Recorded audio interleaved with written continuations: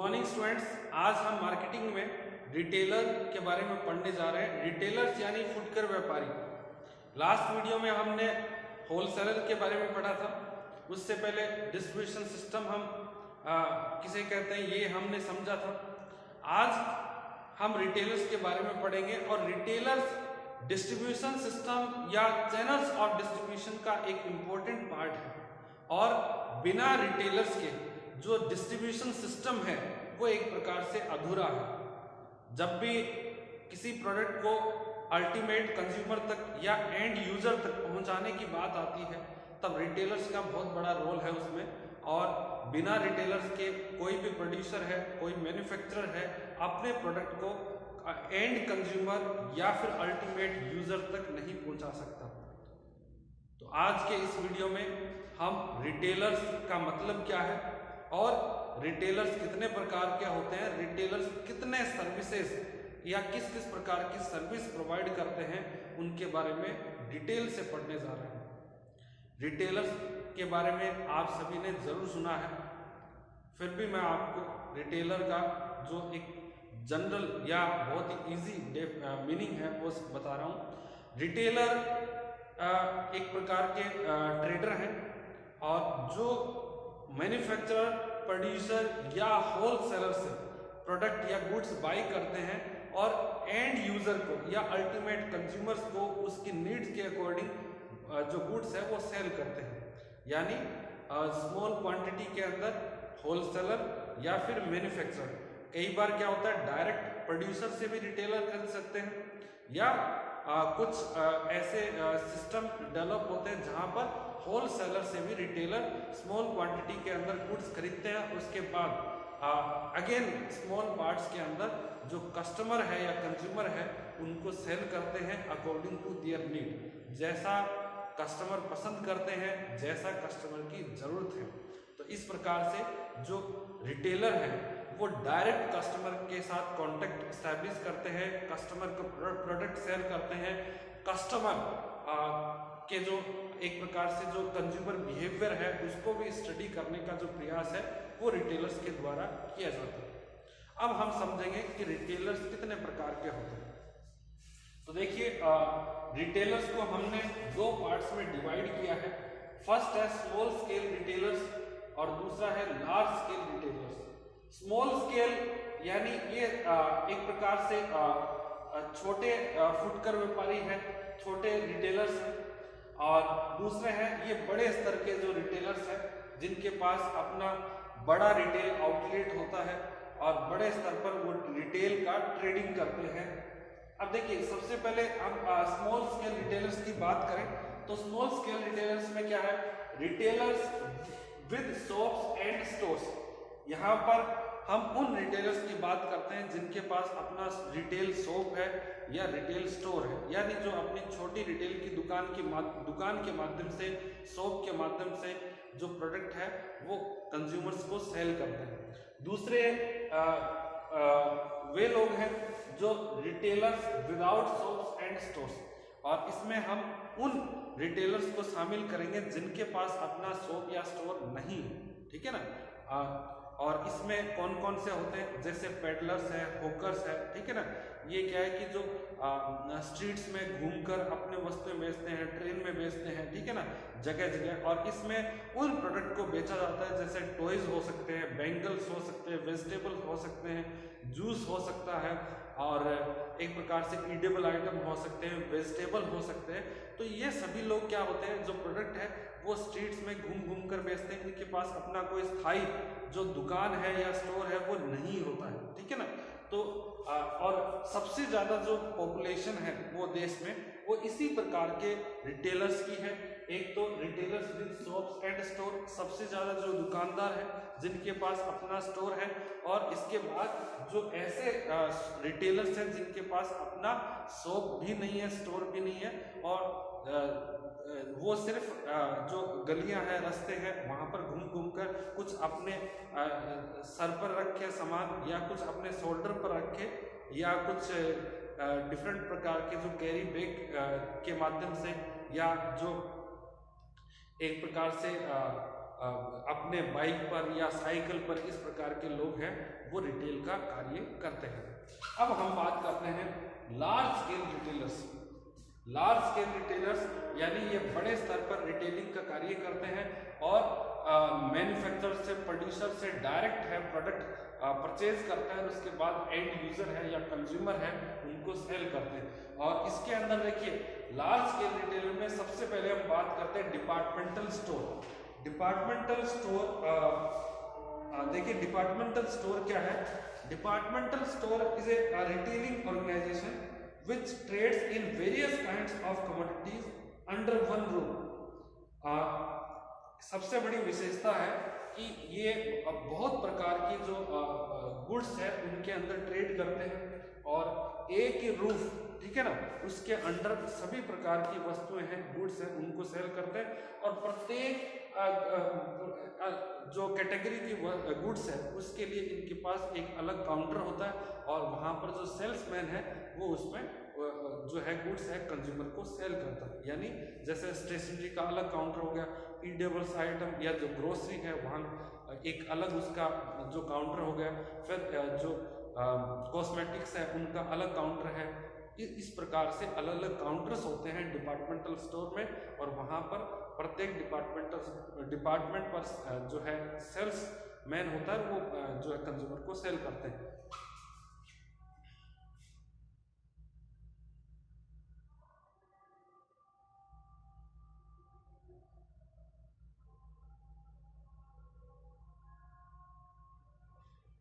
Next है the chain store system. Chain store system क्या है देखते हैं। Chain store are kind of retailing process in which under one ownership various retail shops are operated in various parts of the city और shops of one kind of commodity in different cities like Bata, Liberty, Koutons और Peter England वगैरह। ये सभी जो chain stores होते हैं वो किसी एक प्रोडक्ट में डील करते हैं। आपने बाटा के जो शोरूम देखे हैं कि वहाँ पर केवल जो बाटा है उसी के प्रोडक्ट मिलते हैं। एडिडास है, एडिडास के प्रोडक्ट मिलेंगे। या आप किसी जैसे पर्टिकुलर गारमेंट ब्रांड की बात करें तो जैसे रिबॉक का जो है क्लोथ्स है, या इसके अलावा जो जिसमें हम बहुत सारे जो अदर गारमेंट के जो ब्रांड हैं जिसमें आप लिवाइस की बात करें, ठीक है, वैन हुसैन की बात करें, तो ये सभी क्या है एक ही जो पर्टिकुलर ब्रांड के हैं वो प्रोडक्ट सेल करते हैं और ये जनरली क्या है कंपनी के द्वारा सेटअप किए जाते हैं और इन्हीं को हम चेन स्टोर सिस्टम कहते हैं। नेक्स्ट है फ्रेंचाइज शॉप्स। अब देखिए फ्रेंचाइज शॉप क्या होते हैं। फ्रेंचाइज शॉप एक ये डिफरेंट है। फ्रेंचाइज शॉप के अंदर क्या है, जो कंपनी है वो एक प्रकार से डीलरशिप है, जो है डीलरशिप के लिए जो लाइसेंस है वो प्रोवाइड करती है और कोई भी व्यक्ति जिसने कंपनी से फ्रेंचाइजी या डीलरशिप प्राप्त किया है वो उस प्रोडक्ट को सेल कर सकता है। और इस तरीके से जैसे आप एग्जांपल देखें तो आइडिया है, इसमें जियो है, तो आपके जो लोकल जो सिटीज़ हैं वहाँ पर जो आइडिया के जो ऑफिस है, शोरूम है या उन्होंने एजेंसी ले रखी है तो वो एक प्रकार से कंपनी की तरफ से उनको डीलरशिप दी गई है और वो कंपनी के जो प्रोडक्ट है उसमें ट्रेड करते हैं, ठीक है ना।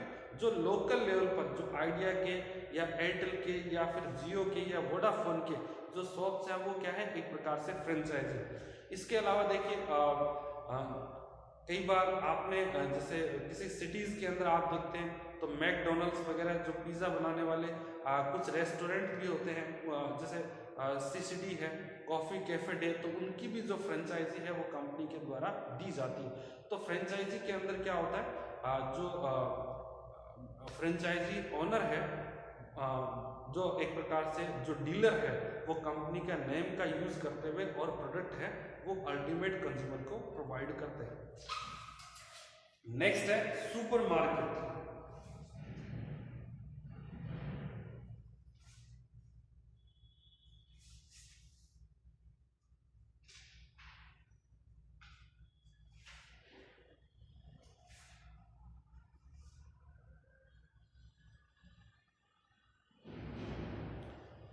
अब देखिए जो सुपरमार्केट है, सुपरमार्केट एक प्रकार का बिग ट्रेडिंग हाउस है जो एक प्रकार से डेली यूजेस के जो गुड्स हैं या प्रोडक्ट हैं वो बड़े लेवल पर कस्टमर्स को सेल करते हैं। और जनरली ये क्या किसी भी प्रकार की क्रेडिट फैसिलिटी प्रोवाइड नहीं करते हैं और क्रेडिट जो है कैश में कैश एंड कैरी का इनका सिस्टम है।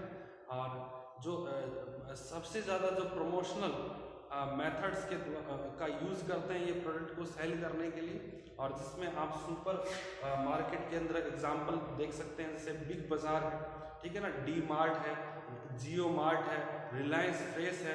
तो ये सभी एग्जांपल सुपर मार्केट है जहाँ पर आप वेजिटेबल भी खरीद सकते हैं, आप ग्रोसरी का आइटम भी खरीद सकते हैं, आप जो क्लोथ्स है, गारमेंट्स, वो भी परचेज कर सकते हैं, जो यूटेंसिल्स है, बर्तन घर में यूज़ करने के वो खरीद सकते हैं, फर्नीचर आप खरीद सकते हैं, कॉस्मेटिक्स आप परचेज कर सकते हैं। कहने का मतलब सभी प्रकार की जो ज़रूरत की जो सामान है वो आपको एक ही स्टोर के अंदर, एक सुपरमार्केट जो स्टोर है वहाँ पर आपको अवेलेबल हो जाती है। नेक्स्ट है कंज्यूमर कोऑपरेटिव स्टोर्स। अब देखिए जो कंज्यूमर कोऑपरेटिव स्टोर है ये जनरली जो कंज्यूमर्स होते हैं उनके द्वारा सेटअप किया जाता है, कंज्यूमर आपस में मिलकर, ठीक है ना। और इस प्रकार के जो कंज्यूमर कोऑपरेटिव स्टोर हैं, रिटेल स्टोर है, इसको ओपन करते हैं और सभी लोग मिलकर कंट्रीब्यूट करते हैं कैपिटल के लिए, ठीक है ना। और इसका जो कंज्यूमर कोऑपरेटिव स्टोर है, इनका जो पर्पस क्या होता है कि जो इनके मेंबर है या कंज्यूमर्स हैं उनको बिना किसी एक प्रकार से प्रॉफिट अर्न किए जो है एक प्रकार से नॉमिनल प्रॉफिट अर्न करना है ताकि वो अपना स्टोर मेंटेन कर सके।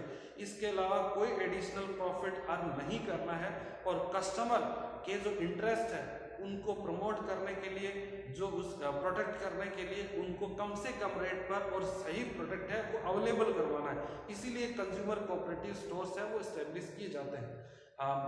बहुत सारे ऐसे एग्जाम्पल हैं जिसमें जो 100, 500, 1000 जो कंज्यूमर है वो मिलके इस प्रकार के स्टोर्स की स्थापना कर सकते हैं।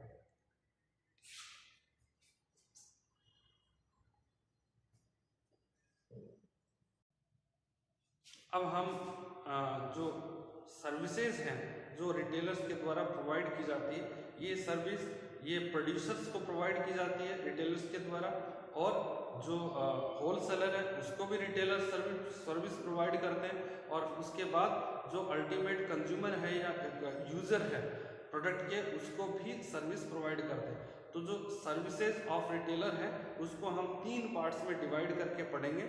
एक सर्विसेज टुवार्ड्स मैन्युफैक्चरर और producer, second services towards wholesalers और सर्विसेज टुवार्ड्स कंज्यूमर्स, ठीक है।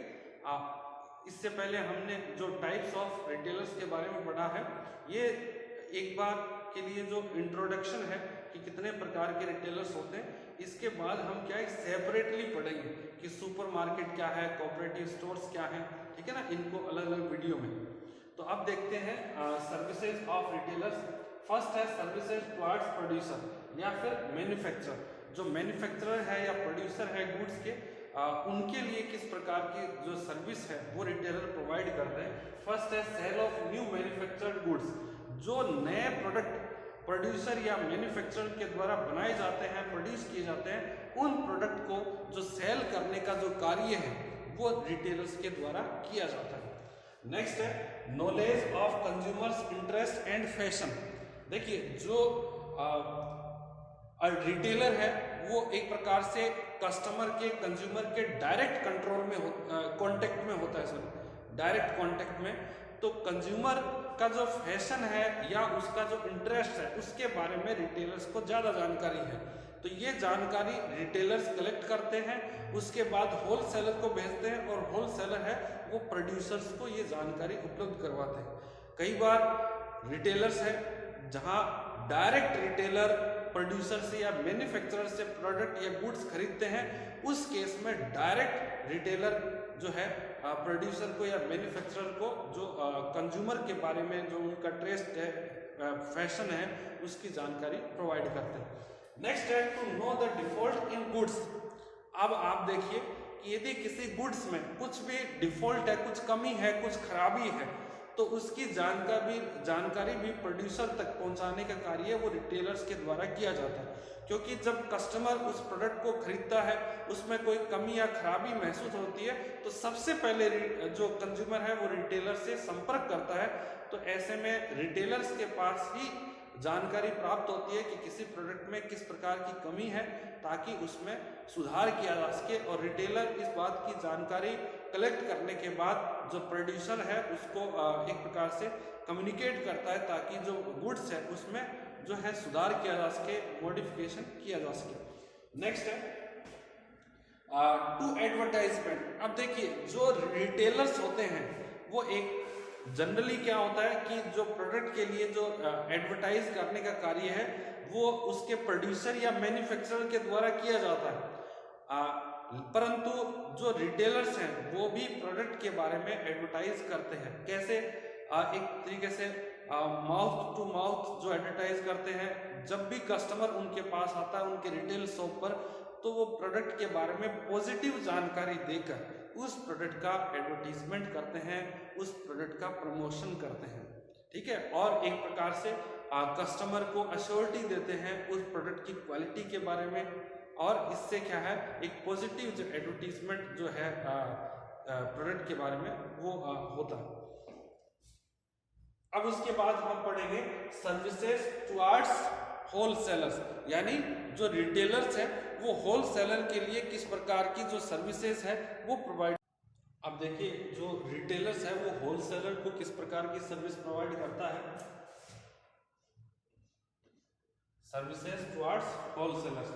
फर्स्ट है फ्री फ्रॉम सेलिंग डिफिकल्टीज।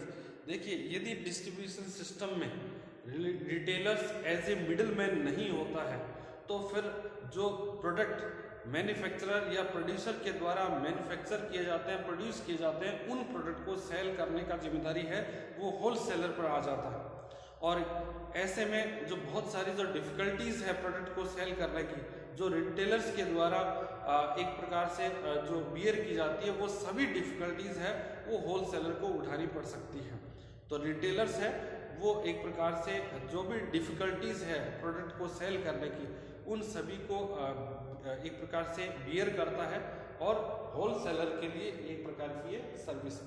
फिर नेक्स्ट है, अब देखिए ये जो डिफिकल्टीज है वो किस प्रकार की हो सकती है। एक तो क्या है कि जो रिटेलर्स है वो छोटे लेवल पर प्रोडक्ट को सेल करता है, ठीक है ना, और ये काम क्या है होलसेलर के लिए मुश्किल है।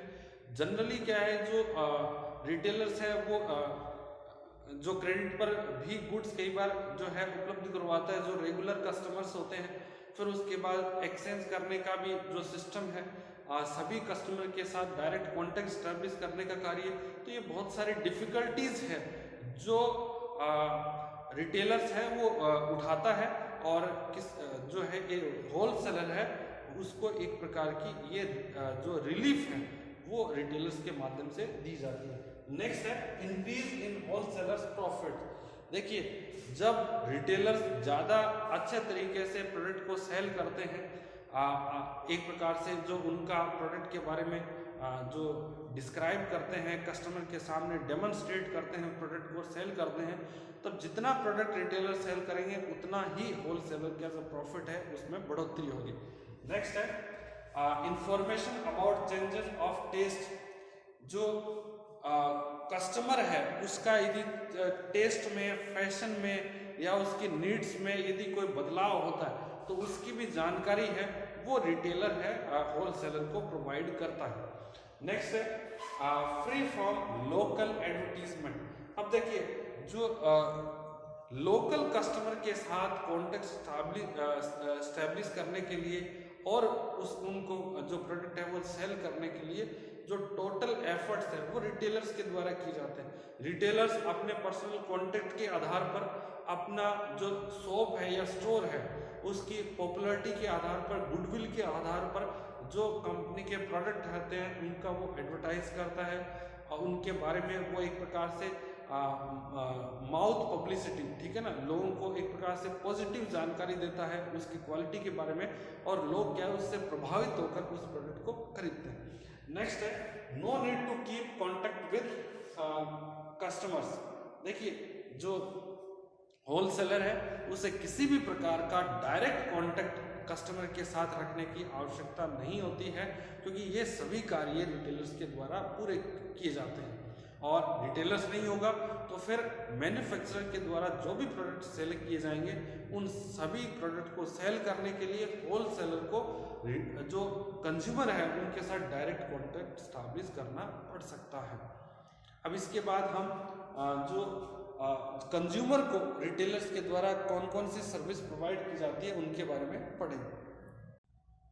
अब हम जो थर्ड सर्विस है जो रिटेलर्स के द्वारा कंज्यूमर्स को प्रोवाइड की जाती है उसके बारे में पढ़ेंगे, सर्विसेज टुवर्ड्स कंज्यूमर्स। फर्स्ट है availability of fresh and new goods.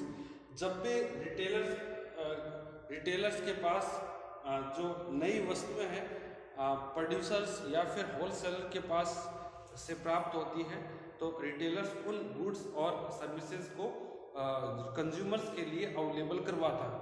और यहाँ पर एक बात आपको ध्यान रखनी चाहिए कि जो रिटेलर्स है वो एक प्रकार से स्मॉल क्वांटिटी के अंदर जो गुड्स है वो प्रोड्यूसर से या होलसेलर से बाई करता है, और ये यहाँ पर ये क्या है ज़्यादा स्टॉक है नहीं रखता।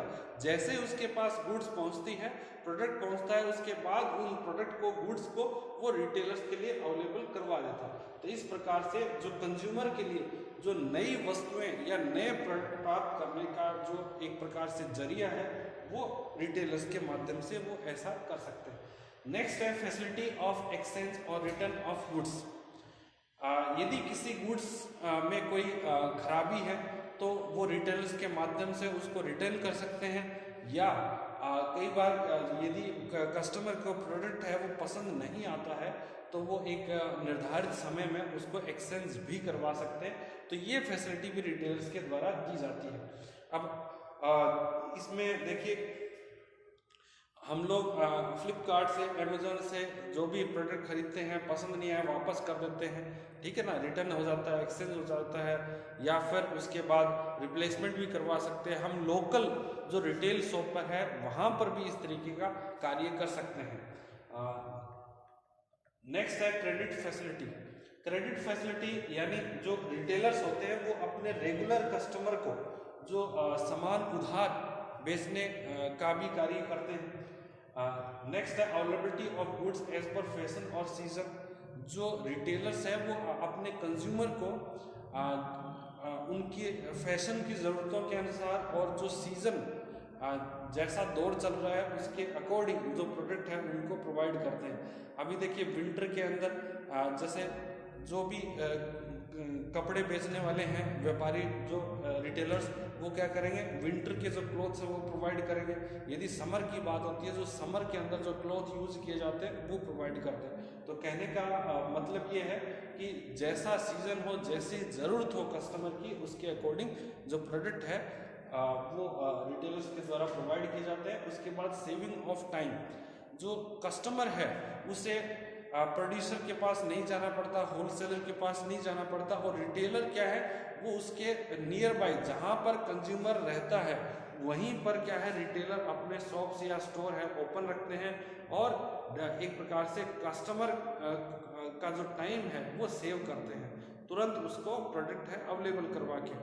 अदरवाइज यदि उसको होलसेलर या प्रोड्यूसर से प्रोडक्ट खरीदना पड़े तो हो सकता है उसको एक डिस्टेंस है वो कवर करनी पड़े, ट्रेवल करना पड़े, ठीक है ना। परंतु जो रिटेल शॉप्स होते हैं वो कस्टमर के लोकल एरिया में या लोकेलिटी होते हैं वहीं पर अवेलेबल हो जाते हैं। नेक्स्ट है इंफॉर्मेशन अबाउट न्यू गुड्स। यदि कोई मार्केट में नई गुड्स आई है, नए प्रोडक्ट अवेलेबल हुए हैं, तो उसकी जानकारी भी कंज्यूमर रिटेलर्स के माध्यम से प्राप्त कर सकता है। नेक्स्ट है एक्सपर्ट एडवाइस। देखिए बहुत बार ऐसा होता है कि प्रोडक्ट टेक्निकल है और टेक्निकल प्रोडक्ट के अंदर जो कंज्यूमर है उसको कुछ ज़्यादा जानकारी नहीं है, और यदि अब वो खरीदे कैसे, उसके मन में बहुत डाउट्स है कि प्रोडक्ट सही है या नहीं है। तो इसमें क्या है रिटेलर्स उनकी बहुत बड़ी मदद करते हैं बाइंग डिसीजन में। और जैसे 4 प्रोडक्ट है, जैसे मैं एक एग्जांपल हूँ, 4 प्रकार के वॉशिंग मशीन है। अब वॉशिंग मशीन में देखिए आप LG का है, वर्लपूल का है, ठीक है ना, हेयर का है, और इसके अलावा अदर 1-2 कंपनी का और का ले लो। तो इन सभी कंपनियों के अंदर अब कंज्यूमर को कौन सा सबके बारे में जानकारी नहीं, कंज्यूमर एक प्रोडक्ट है वो खरीदना चाहता है, कौन सी कंपनी का खरीदे जो उसके लिए बेहतर हो। तो इस बाइंग डिसीजन के अंदर जिसमें वो एक डिलेमा में फंस जाता है, असमंजस की स्थिति में फंस जाता है, तो इसमें रिटेलर्स बहुत बड़ी मदद करते हैं। नेक्स्ट है फैसिलिटी ऑफ चॉइस। अब रिटेलर्स के पास देखिए डिफरेंट टाइप के जो प्रोडक्ट होते हैं और उसमें से जो कंज्यूमर है अपनी पसंद का जो प्रोडक्ट है वो चूज कर सकता है। अब बात करें हम होलसेलर या प्रोड्यूसर के पास, प्रोड्यूसर है वो एक ही प्रकार के प्रोडक्ट बनाते हैं जनरली, और होलसेलर है वो भी जनरली क्या है एक ही प्रकार के जो प्रोडक्ट है उसमें डील करते हैं। बट जो रिटेलर्स हैं उसके पास अलग अलग कंपनियों के अलग अलग फीचर्स वाले प्रोडक्ट है, तो कंज्यूमर अपने चॉइस के अकॉर्डिंग प्रोडक्ट चूज कर सकता है। तो इस प्रकार से आज के इस वीडियो में हमने रिटेलर्स का क्या मतलब है, रिटेलर्स कितने प्रकार के होते हैं और किस प्रकार के रिटेलर्स के द्वारा सर्विस प्रोड्यूसर को, होलसेलर को और कंज्यूमर को प्रोवाइड की जाती है, इनके बारे में हमने पढ़ा। नेक्स्ट वीडियो में हम जो रिटेलर्स हैं जैसे लार्ज स्केल रिटेलर्स हैं जिसमें हमने चेन स्टोर है या कोऑपरेटिव स्टोर्स है, सुपर मार्केट है, इनके बारे में पढ़ेंगे। आज के लिए इतना ही। Thank you so much.